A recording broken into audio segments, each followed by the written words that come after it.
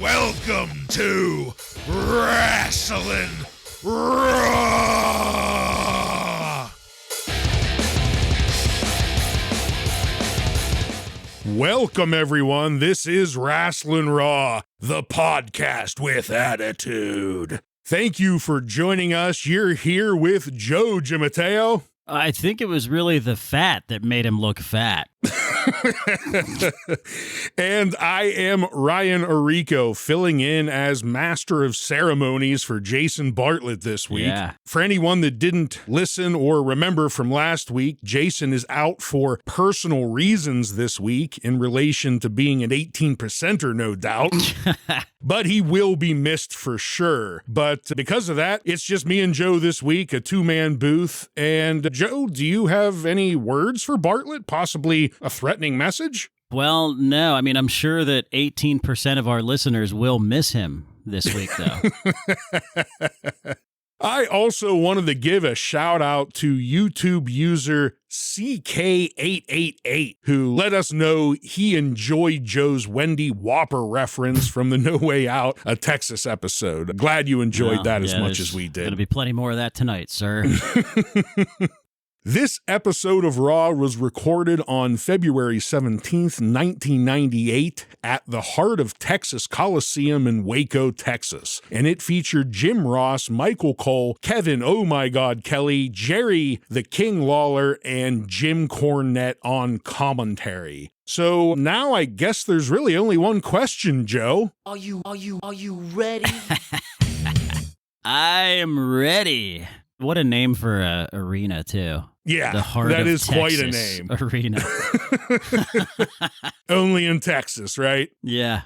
Well, we kick things off with a Michael Cole voiceover explaining the feud between the Legion of Doom and the New Age Outlaws. There was, of course, footage of dumpsters and men in shoulder pads. This is because tonight, LOD will try to put the critics to bed who claim they're too old and washed up to compete in the WWF by winning the tag team titles from the New Age Outlaws, which immediately brings us into our first match. The New Age Outlaws, Billy Gunn and Road Dogg, defeat the Legion of Doom, Road Warrior Animal and Road Warrior Hawk, to retain the WWF Tag Team Championship in 6 minutes and 14 seconds. Road Dogg starts things off ripping into the age of the LOD, referring to them as the OLD. I think we've already heard that once or twice before, but yeah. It's still a good line, though. I'll give him that. It doesn't get old. Get it? Zing. Animal and Road Dogg start things off, but not for long, as Hawk is tagged in almost immediately. After that, it's pretty standard fare, LOD using their strength and power to land slow, hard-hitting moves, and the Outlaws doing the hill thing, eye-poking and double-teaming when the ref wasn't looking. As we've noted for months, the crowd is still behind LOD. We have a few occasions where they start an LOD chant, so definitely still the fan favorites here. But it's not long before the old-timers need a bit of a break, and Billy Gunn starts applying some rest holds to slow things down. After that, the match picks up again. LOD nails the Doomsday device, but Hawk doesn't get out of the ring quick enough, and Earl Hebner, while trying to force Hawk out of the ring, is unable to count the pinfall for Animal over Road Dogg. Earl also misses Billy Gunn nailing Animal with the tag team belt, allowing Road Dogg to cover Animal just in time for Hebner to turn around, give the 3 count, and the win to the Outlaws.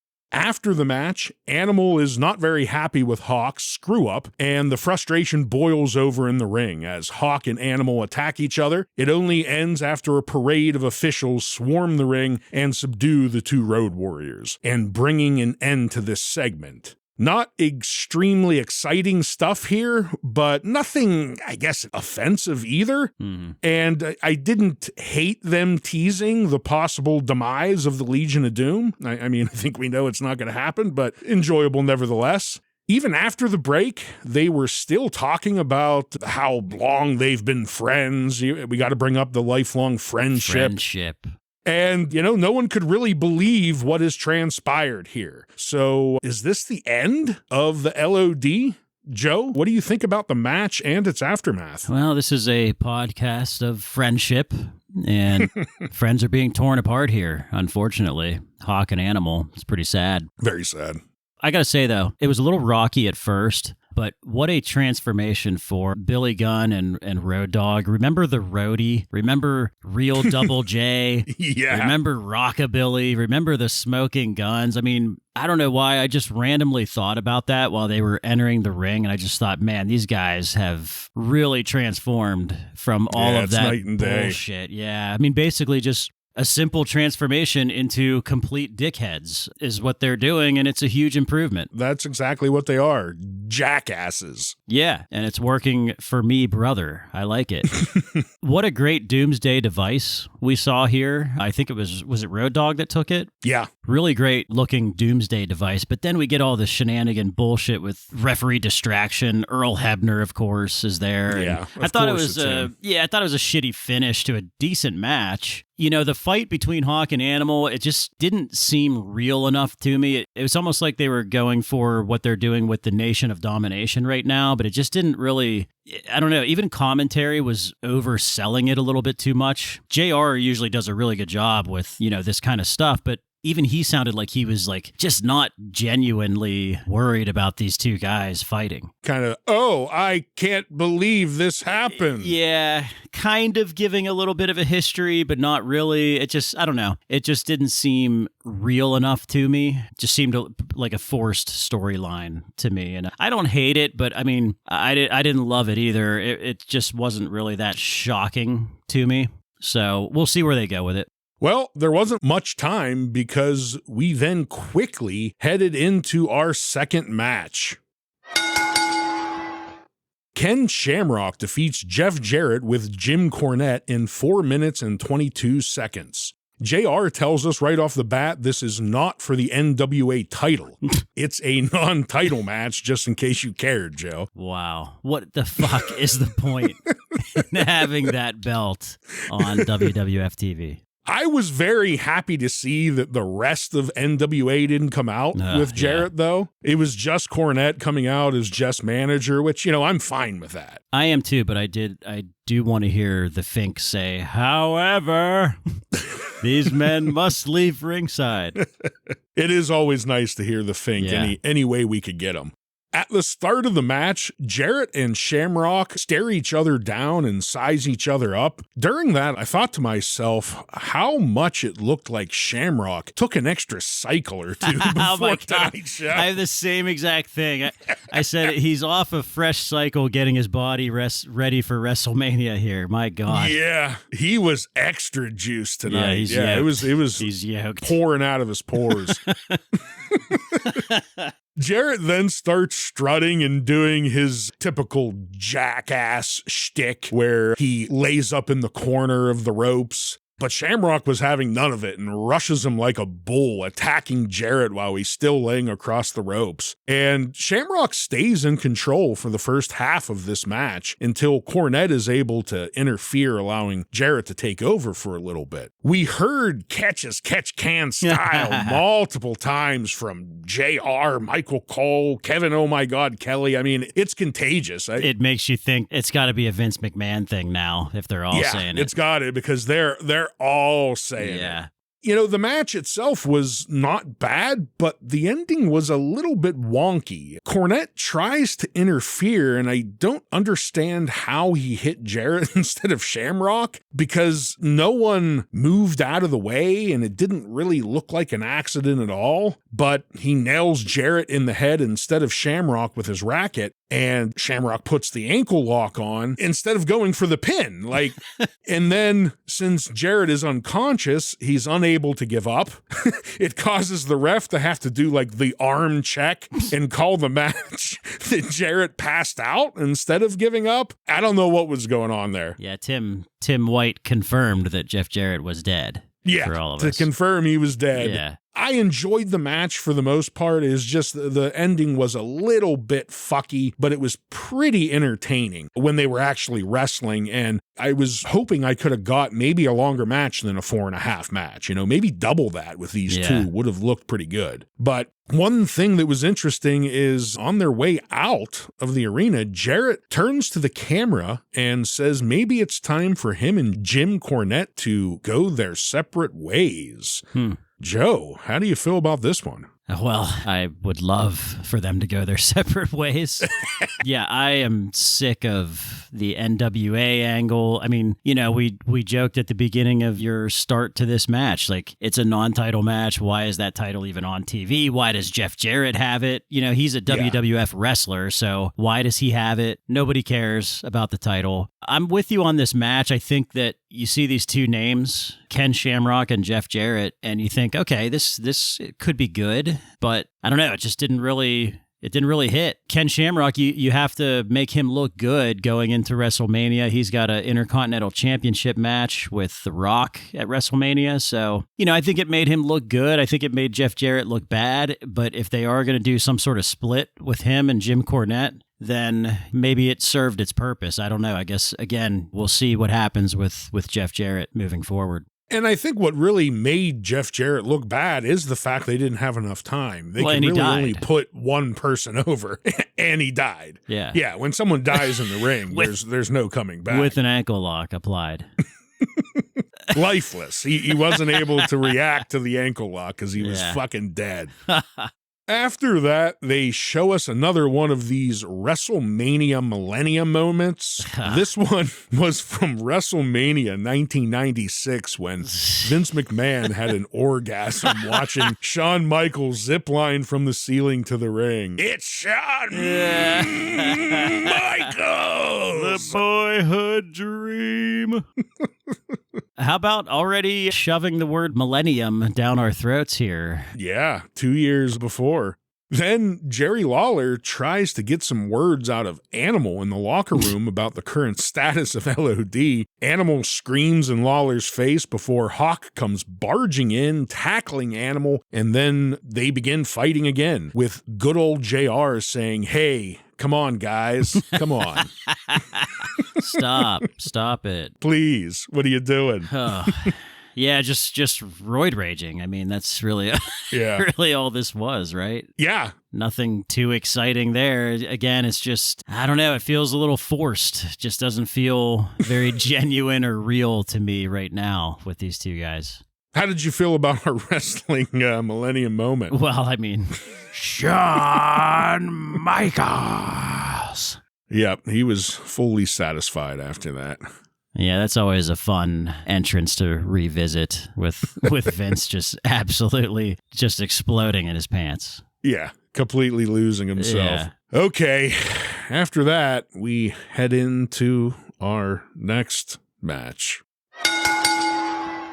The Truth Commission, Kurgan, Recon, and Sniper, with the Jackal, defeat the Disciples of Apocalypse, 8-Ball, Chains, and Skull in a 6-man tag team match in 4 minutes and 13 seconds. I'm sure it won't be a huge shocker to anyone that I kind of zoned out the moment this match started. Yeah, you changed the channel. These two teams. Yeah. Could they have found 2 more worthless piles of shit teams to face each other? Yet again, and again. But it was music to my ears when Michael Cole told us that the Jackal's headset privilege has been revoked. Oh, I didn't hear that. Yeah, they say that, and that's why apparently Jackal isn't in commentary. So finally, someone decided to spare us. Highlight of the show. Not enough to spare us from this fucking match, though. I mean, they spared us from the Jackals violating our ears, but not our vision. Yeah. The DOA actually functioned okay as a team. I guess I'll say that as something. It's not enough to make me care about them or want to ever see them again. But Kurgan gets tagged in. He terribly hammer punches both Nazi fuck brothers. He then quickly gives his stupid head claw finisher to one of of the Nazi fucks to win the match. He's has like that tape on his fingers now too. I don't know if he had that before, but gives him that extra grip. Yeah. After the match, a frustrated sniper attempts to confront the Jackal, and the stupid fucking head claw finisher is applied to Sniper by Kurgan. Kurgan then drags Sniper by his head up the ramp like he did that jobber they showed us a couple weeks ago. And man, if the Truth Commission didn't win this one, Sniper would have probably gotten Jobber of the Week because he was looking pretty bad here. This match, it was awful. The DOA suck enough on their own, and then you add in the shit commission. The Kurgan looks terrible every time he touches the ring. The entire Truth Commission, Kurgan, the Jackal, this entire angle needs to be put to sleep as soon as possible. Much like Jeff Jarrett earlier tonight, yeah. Wow, this is, yet again, we're getting these shit teams in a Monday Night War. I don't understand it. And we're doing basically the same exact angle every single week where Truth Commission guy fucks up or whatever, and Jackal's pissed and gets into the ring after, and he slaps a guy, and they argue, and nobody cares. Nobody cares. Same thing every week. Every week. This is at least, like the third week in a row we got this? And at least. It feels like Jackal coming down from the ceiling was like a month ago. Yeah. Man, I can't believe it appears as though they're taking something into WrestleMania with these guys. And I just can't fucking believe that. I mean, the biggest show of the year, and you're putting this Talk about garbage. Unbelievable. Yes. The boyhood dream. Chains, by the way. Chains does the big boot move that he stole from The Undertaker. I guess at this point, it's a double still, right? He stole that from Crush. He stole that from The Undertaker. It is fucking bad. Like, his foot it doesn't even come to within 3 feet of the opponent's face when he does it. It's just he's bad. Absolutely terrible. You know, and that's the thing. Like, these guys aren't even good wrestlers. They're not good wrestlers. The Kurgan is just like this jacked up freak. He's just big. Yeah, but he is... Man, he is so bad. I can't believe they're taking something into WrestleMania with these fucking heaps of trash. Yeah, it's pretty unbelievable. Well, after that, we head to San Antonio, Texas, to Shawn Michaels' house. Michaels says it's an open and shut case. Stone Cold attacked a woman from behind. This woman, as he points to China, who doesn't look very happy, but they're not interested in legality issues. They say they take care of their own. Triple H then says the cameras are only here because they want ratings, and if ratings is what they want, they'll get it. Over the next month, DX is going to light the Nelson ratings on fire. Shawn then adds, next week in Cleveland is a perfect place to start things off, with WrestleMania being the perfect place to finish it, with an X-rated WrestleMania, whatever the hell that means. I thought that this was kind of cool. It was a little different. We're going to Shawn's house. They're playing pool, him and Triple H, and Chyna's there with some other girl. Shawn kissed her, so was that like his current might girlfriend? Have been like his girlfriend or wife or whatever. Yeah, I don't know. You know, something I didn't like about this was that this was basically like a teaser for next week. So it's almost like Shawn was telling us, you know, hey, go ahead and watch Nitro tonight. Right. And watch Raw next week because we'll be there. And, you know, maybe Mike Tyson will be there and maybe Steve Austin. So they're basically telling us like all the big names are not on tonight's show and they weren't on last week either. So this is a real drag before we get to WrestleMania. I mean, I know there's still another, 3-4 weeks, but still it's like, man, we're just wasting 2 weeks of Raw here, it seems like. Yeah, it does. They were definitely telling the audience it's safe to switch over and watch the NWO right now. Yeah. After that, Sonny comes down as the guest ring announcer in a shiny red vinyl miniskirt and matching jacket, looking like a straight-up porn star tonight. She always nails it with the attire every week. Yeah, no, she really does. I mean, just in all conceivable ways, better than Sable. Yeah, and watching it now, like it's extremely nostalgic. Like it just always screams 90s clothing. So yeah, it's great. And I love it. Sonny leads us into our next match. Barry Windham with Jim Cornette and the Droopy Arm Express versus Taka Michinoku ends in no contest in 2 minutes and 30 seconds. Jim Cornette joins us on commentary for this match, and I like JR telling us as the large Barry Windham makes his way down to the ring that this is obviously not a light heavyweight title match. And the size difference between these two is drastic.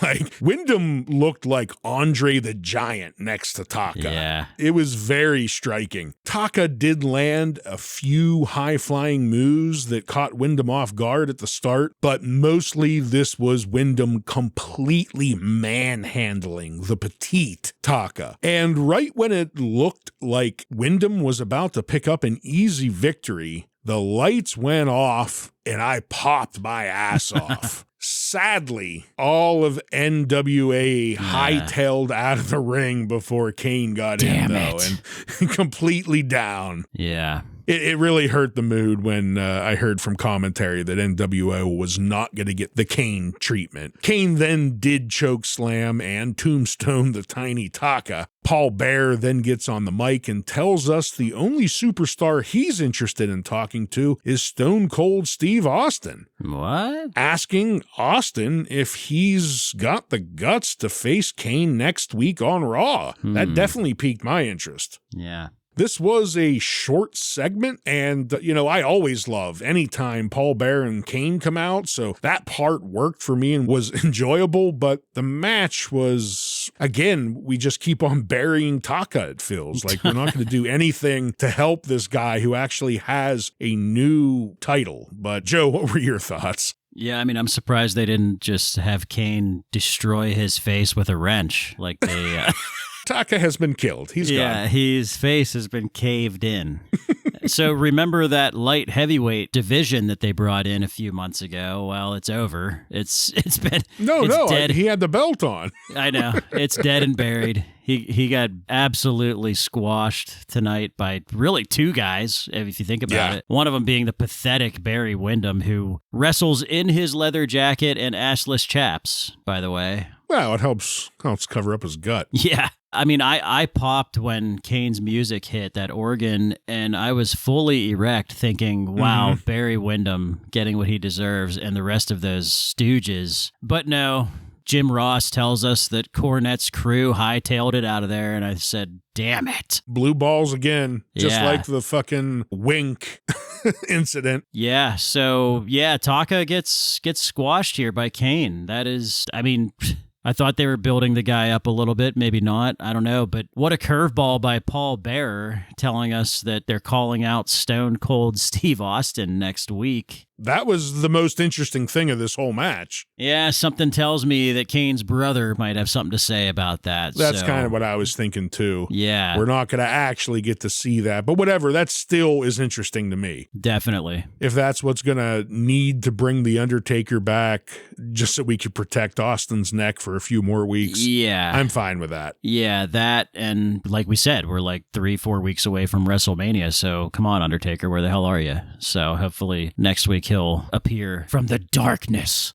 Yeah, it's time for him to come back. I was really surprised that he didn't come back this week because I was expecting him to come in and maybe save Taka because, it's time for him to come back. And all these events they're having in Texas, too. Right. We're close to home. He's been missing for over a month now because it was the previous pay-per-view, right, that he was burned alive. Yeah, right after it. So, yeah, we're ready for Taker to come back for sure. Well, that wraps up the first hour of Raw. As we move into the War Zone, we start off the second hour with pencil neck geek Michael Cole trying to get a few words out of the New Age Outlaws as they exit the arena. Badass Billy Gunn chuckles as he chronicles all the things they've done to the Legion of Doom, mentioning that they took the LOD shoulder pads, shaved their heads, and now ultimately broke them up. And they don't give two shits because it's time for a new age. Michael Cole continuously tries to interrupt them, saying, "But respect! What about respect?" Didn't he storm off too? Yeah, then a frustrated Cole says into the camera, "Okay, that's a wrap. It's a wrap." What a fucking geek. But before the Outlaws could leave, Chainsaw Charlie and Cactus Jack attack the Outlaws' car with their signature weapons, chainsaw and baseball bat. It was kind of beautiful. The sparks were flying everywhere from Charlie's chainsaw, glass breaking from Cactus's baseball bat, and then finally the Outlaws were able to get in their car, get it started, and speed away from this would-be murder scene.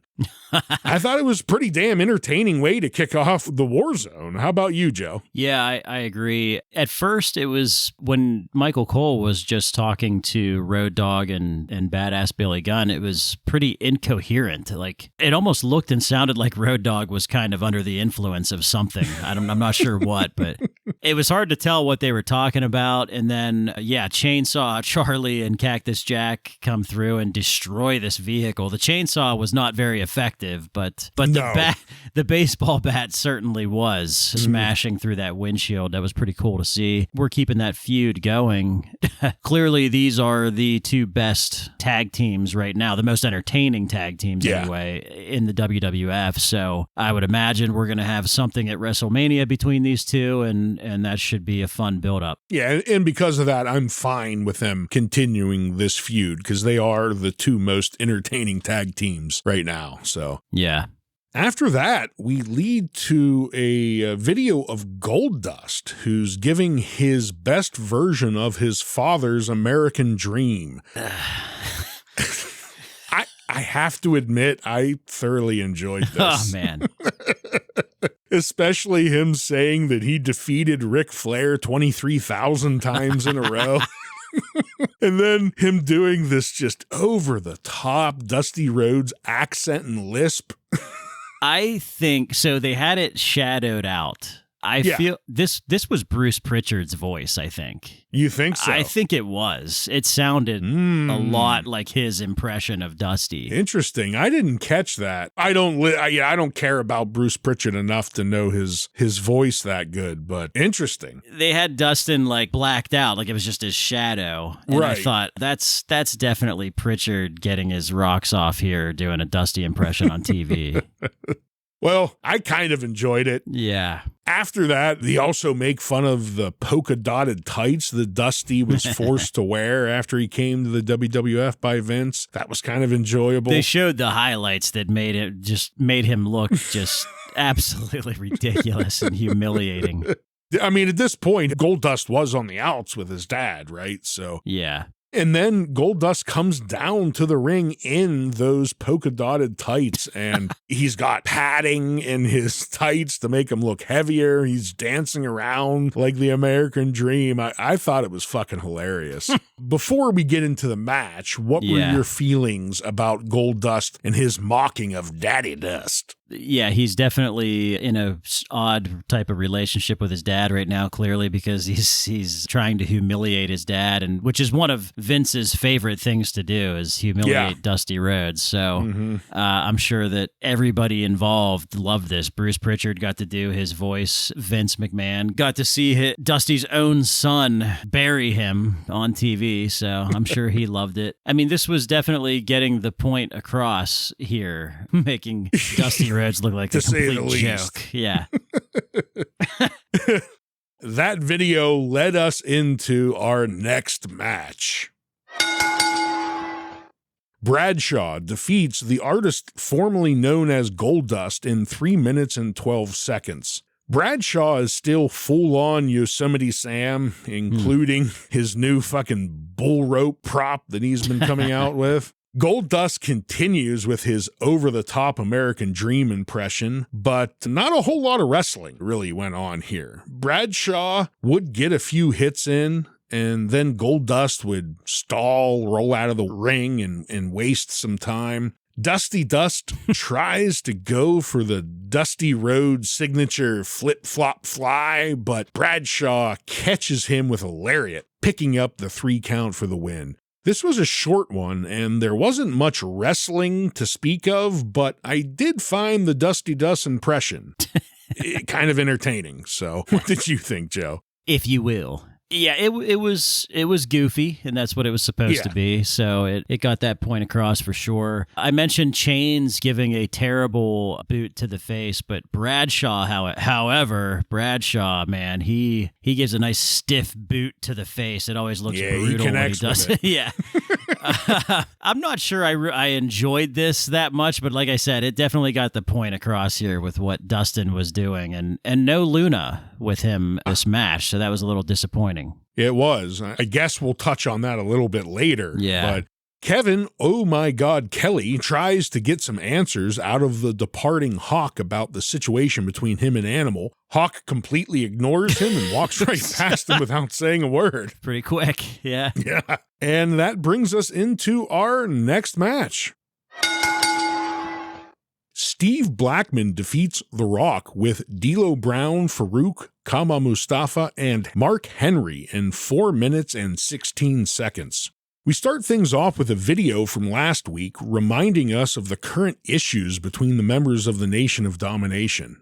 We are told at the start of this match that it is a non-title match, so the IC belt is not up for grabs. That seems to be a trend tonight. Yeah. I have to say I was pretty excited to see this match. It's almost like a Ken Shamrock light versus The Rock. Yeah. And, I don't mean that as a slight towards Blackman. It's just there's no denying that Kenny is a bit higher on the pecking order right now. Yeah. But they are very similar in a lot of ways. Their fighting styles, their look, because he looked extra juiced tonight as well. Yes. They both look like they're straight out of Street Fighter video game. Right. Where The Rock, he looks and fights like a classic pro wrestler, which is a good thing. Yeah. I thought this was a good matchup, and for the most part, they delivered exactly what I was hoping to see. Blackman, of course, is at a disadvantage. The entire nation is getting their licks in on him whenever the ref isn't looking, giving The Rock the upper hand through most of the match, until Farouk stands up and interrupts the ref when The Rock was going for a cover. Then Farouk turns his back, and Blackman is able to reverse The Rock, sending The Rock into the ropes, sending Farouk crashing headfirst into the mat.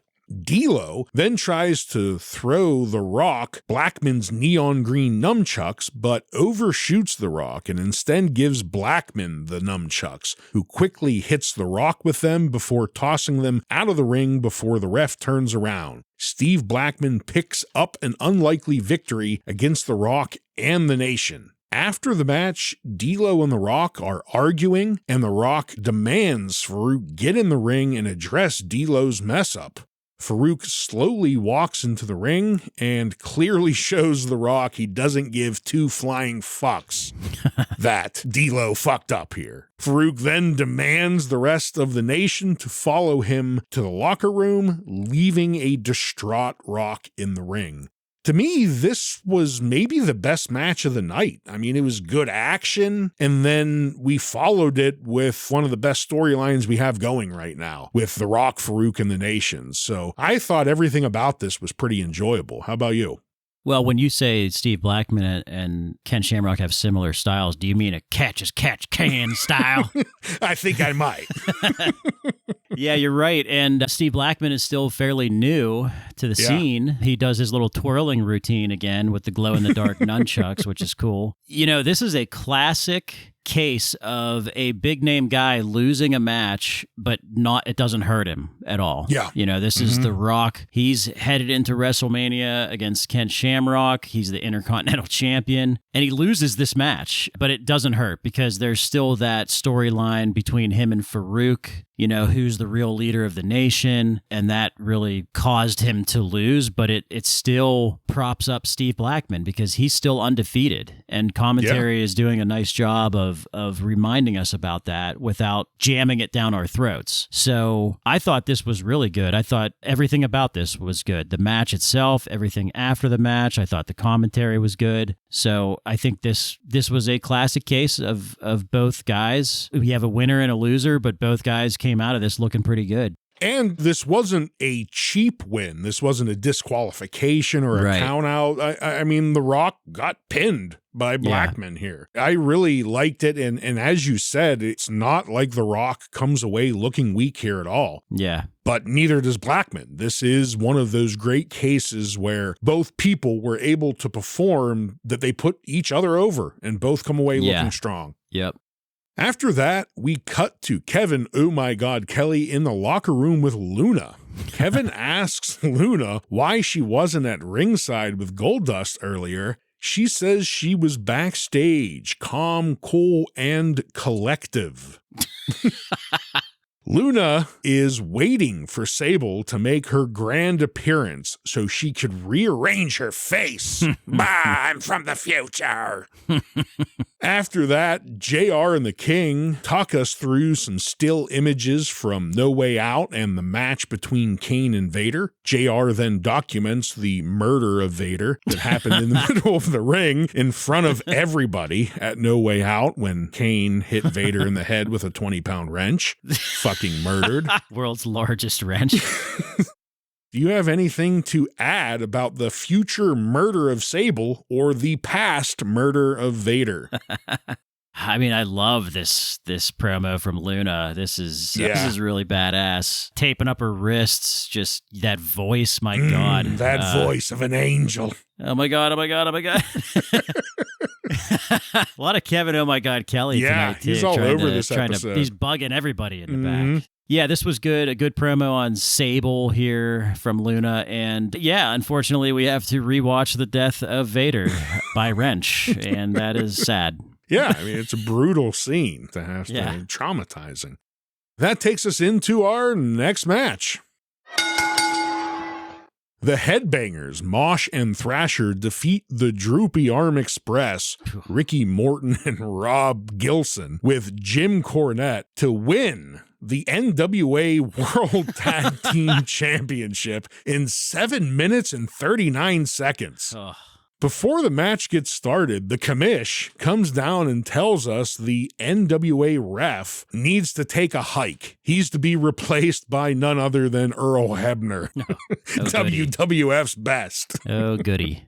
Jim Cornette is having a hissy fit about this, saying he's going to sue somebody because his ref was sanctioned by somebody, and because the WWF is going to have a lawsuit on their hands from somebody. One thing I saw and noticed last week as well is the Headbangers do not appear to be coming out in real heavy metal band t-shirts anymore. They're now coming out in the Headbanger Real Men Wear Skirt t-shirts, which, it's a cool shirt and all, but it's a sad thing to see. It was kind of cool seeing them come out in metal band t-shirts. Ricky Morton Mosh start things off, and huge surprise here, Ricky looks very slow and old. With that fucking horrible haircut, too. Ooh, terrible haircut. I guess the bad pacing, they decided to play it into the match as their poor timing is used as a reason for them to briefly have some strife between each other. The two rock and rollers end up shoving each other. It kind of is reminiscent of the other elderly team from tonight, the LOD. I think they were arguing over their entrance music. One of them wants to keep using Marty Jannetty's music, and the other one doesn't. That had to be it. Yeah. JR then tells us that what Ricky and Bobby lack in size, they make up for in their psychology. No, they don't. Yeah, I think we probably both disagree with JR on that one. This was our longest match of the night by far. And it's mostly just two tag teams kind of generically going back and forth with each other. And the Rock and Roll Express just looked way undersized and, of course, old. I mean, the action was okay at times, but just it's very hard to get over the look of the Rock and Roll Express. Cornette smacks Mosh with the racket, causing Mosh to collapse onto Ricky, giving Mosh the 3 count and the win, and the Headbangers are our new NWA Tag Team Champs. This match was not very good, but we did get the NWA belts off the Droopy Arm Express and onto the Headbangers. Earlier tonight had Jim Cornette getting fired by Jeff Jarrett. It appears that maybe the NWA are on their way out. Could we hope for that? All we needed was Kane to have sent Barry Windham straight to hell earlier. Yeah, that would have been nice. And I would have been over the moon. Yeah. What did you think about this? Well, speaking of the NWA angle, things that don't get talked about enough about the Monday Night Wars. I don't know that WCW was necessarily a better product, but the WWF had just too many taped shows. This is another one. This is 2 weeks in a row where we have this taped show that doesn't feature any of the big name guys. Too many tape shows, NWA angle, the Truth Commission, the DOA. These are reasons why they were getting their asses kicked. Cornette doing his cheesy acting just doesn't work for me, brother, either. This just came off as a very cheesy territory-style match and angle, and that's basically what it was. Yeah, it really was. Remember when they were doing the stuff with ECW, and it didn't come off this way? No. It was more modern. That's the exact word for it. It was more modern. This is just outdated and cheesy. This feels like we're going back to the 70s. Yes. So this was really bad. After that, we get a video giving us Stone Cold's road to WrestleMania. This certainly felt like filler material. You want Stone Cold Steve Austin, this is all we got for you, brother. Yeah. It was a full-on recap/highlight reel of Stone Cold, starting all the way back from when he won King of the Ring and gave his famous Austin 316 says I just kicked your ass promo. We see that footage of Shawn Michaels shoving the belt in Steve's face again and repeated over and over. This is it, Austin. Jeez. This is it, Austin. Oh, man, just... Kevin Dunn's new favorite feature, that repeat button. That was like a minute of the thing was, this is it, Austin. It's bad. This is it, Austin. Oh, do you have anything to add about the road to WrestleMania? No, but do you know who we haven't really seen in over a month is Mr. McMahon. We haven't really... No, we have not. Since that scuffle with Mike Tyson in the ring, I don't think we've seen him. And that was that in January? It was early January, maybe? So it was about a month. It's about a month at least that we a month, yeah. haven't seen Mr. McMahon. So that's pretty crazy. Also, all of these highlights, by the way, are pre-beer drinking Stone Cold Steve Austin, too. He still has not stolen that gimmick from the Sandman. I was surprised. I thought for sure it started by now. Yeah. That I thought. And I'm wondering when it's going to come. Yeah. Is it maybe after he wins the belt? I don't know. I mean, at this point, I have to think it has to be after he wins the belt. But I'm wondering, is it at WrestleMania after he wins the belt the first time he cracks a beer? I don't know. But it's been almost 2 years of Stone Cold Steve Austin without chugging beers. I thought the beer gimmick thing was one of the early things to come, but I guess not. Yep. We then head into our final match of the night. Owen Hart defeats Mark Marrow with Wendy Whopper by disqualification to retain the WWF European Championship in 3 minutes and 58 seconds. Before they could even make their way to the ring, Mark sends Sable back to the locker room. What wrestling we did get at the start of this was pretty decent, but it didn't take long before Sable made her way back down to ringside, distracting the Marvelous One, which allowed Owen to get a near fall. Owen and Mark go back and forth for another minute or so, with some pretty fast-paced, decent-looking action, until Mark shoves the ref by his head. Mark then lands his signature low blow onto Owen. However, it was not enough to capitalize his finisher TKO, as Owen was able to reverse it into a pretty nice-looking DDT. Owen then goes for the sharpshooter, but the ref stops him, saying that Owen has already won the match by disqualification from when Mark shoved him, the ref, by his head. So another slightly wonky ending. It just felt a little bit off. Yeah. After the match, though, Luna comes running down to the ring with Goldust and Chase to attack Sable. And again, Mark Marrow sold for Sable as he went flying back on his ass from a Sable shove. Ooh, poor Mark. Yeah. Sable then gets on the mic and says to Luna, "You get your ass back here, you little bitch," in the most robotic voice possible.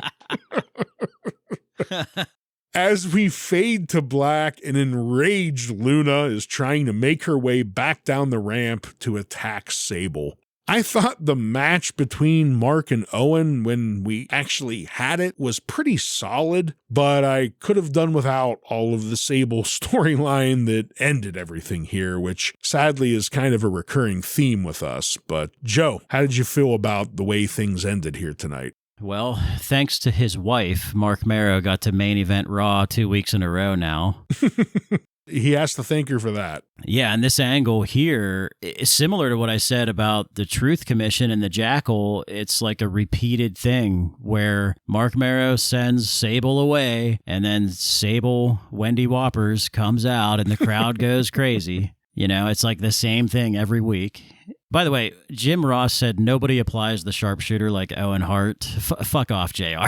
That's another one. That was a bit of a low blow. Yeah, JR's off his game tonight, but we'll give him a pass. Luna runs out here, and we end Raw exactly the same 2 weeks in a row. Nothing shocking. Why am I even tuning in every week if this is what they're going to do every week? These pull-aparts between Sable and Luna are just so weak. There's just really nothing to them. But this is probably the last time that this will end the show, hopefully, because I think some of the big dogs are back next week. So I don't think they're going to end next week's show with Wendy Whoppers and Luna, but you never know. As you were saying earlier, this is a victim of it being taped. Yes. They couldn't do anything to extend these stories after the pay-per-view. Yeah. So everything was just kind of stalled during this entire episode. Yep. I guess now it's time to cover our highlights and lowlights.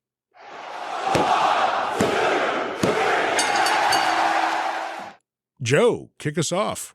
I am going to say that my highlight was the Steve Blackman versus The Rock match and the events that happened afterwards with the Nation. And for my low light, I am going with the NWA bullshit. And unfortunately, tonight we had, I think, 3 separate NWA parts of this show. We had Jeff Jarrett in a match. We had the Droopy Arm Express. And we had fucking Barry Windham in all separate matches. And we got blue-balled with Kane possibly destroying all of them, and he didn't. So, yeah, that's my low light. Outside of the blue balling there, though, we at least got in most of these segments, they're at least teasing to us that the NWA is falling apart. So hopefully that's the case, but I couldn't agree more. They're definitely a low light. My highlight is in complete agreement with you. It's the Steve Blackman versus The Rock match. Just everything about that was good. The match, the storytelling, everything with Farouk and The Rock, everything about that was firing on all cylinders. My low light is the fucking Truth Commission versus DOA. I mean, come on. How many times can we have this terrible fucking match? There's really no justification. We're hitting that repeat button. This is it, Austin. Yeah. This is it, Austin. Again and again and again. Yeah. Now that we have the highlights and lowlights taken care of, Joe, do you have any news for us this week? I do. Hopefully Bartlett is tuned in and doesn't miss this hot off the press news that I have from the Wrestling Observer this week. Do you remember, I think it was right after the screw job, shortly after, when Vince McMahon, well, actually Bret Hart was going to go on the show off the record. Yeah, To talk I remember about you talking about that. Yeah. what happened, and then Vince he booked himself to go on the week right, after, and then he so then they canceled, both and then canceled. they both canceled. Yeah. Well, Brett has since been on the show, and this week, Vince McMahon taped 2 segments of Off the Record. And for those of you who don't know what Off the Record is, it is a Canadian show that aired around this time that featured a lot of wrestlers. It was shoot-style interviews back in '98. A lot of them are on YouTube if anybody wants to look them up. I was going to say, it's kind of like the YouTube shit we get to see all the time now.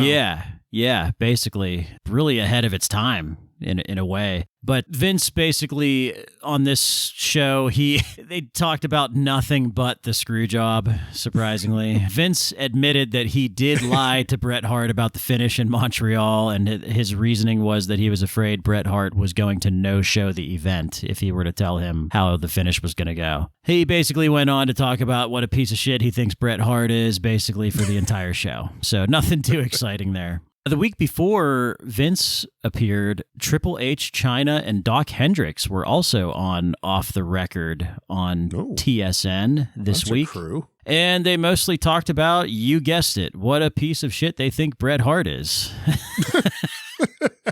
So nothing too exciting there either. Speaking of pieces of shit, Ahmed Johnson was officially released on February 23rd. Johnson had nearly 4 years remaining on a 5-year deal. Damn. There was word that he was asked to job out to Kurgan, and he refused and walked out.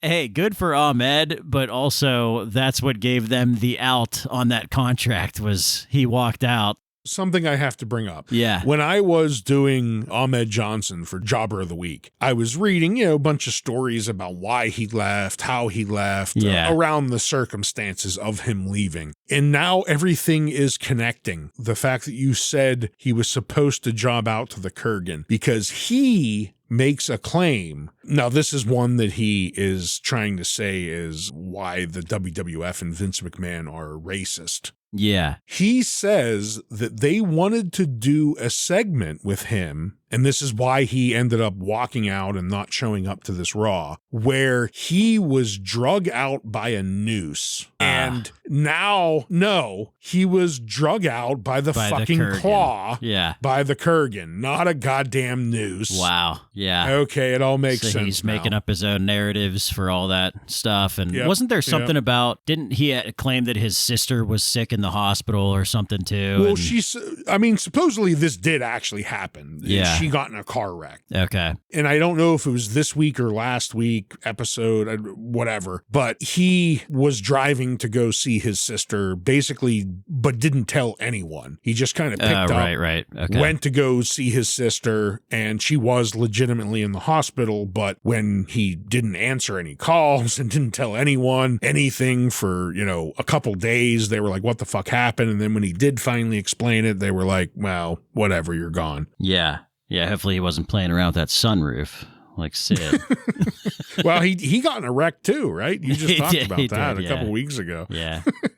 Those darn sunroofs. There are already rumors that LOD will have a new look soon with Sonny as their manager, so cat's out of the bag there. There it is. Speaking of Sonny, there was backstage in Dallas, there was a skirmish between Sonny and Luna. Ooh. Word is that Luna found out Sonny was talking shit on her and kind of flung Sonny around. And this resulted in Sonny getting a large bruise on her back. However, it was said that all sides had made up by the end of the night. Yeah, I don't think Sonny would survive that one. No. On last week's Raw, Wendy Whoppers, Sable, if you will, apparently popped out of her top. It was edited for TV, but apparently there was a big crowd pop for that one. I would imagine. And last piece of news here, you may have heard me mention over the weeks that Dory Funk's training camp, that there are some standouts like Sean Morley and Adam Copeland. And the newest standout is Matt Bloom. who would go on to be Prince Albert.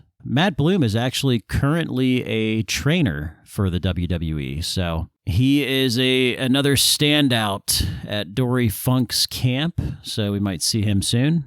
Another big guy that was always decent in the ring, but never really had his break. Yeah, kind of like a pretty hairy guy, too, like George the Animal. Oh, yeah, very, very hairy. And Miguel. Mole suit. Miguel Perez. Maybe not quite Miguel level, but he was pretty damn hairy. Triple threat match. Miguel Perez, Prince Albert, and George the Animal Steele. The battle for Sasquatch. And that's all this week. Thank you, Giuseppe. And that's it. Thank you, everyone, for listening. If you found this non-offensive, think about following us on social media and subscribing to us on any of the major podcast platforms. If you really liked us and want to help us out a bit, give us a review or leave a comment. Those things go a long way in the algorithms. Hopefully you find us to not be PASSÉ.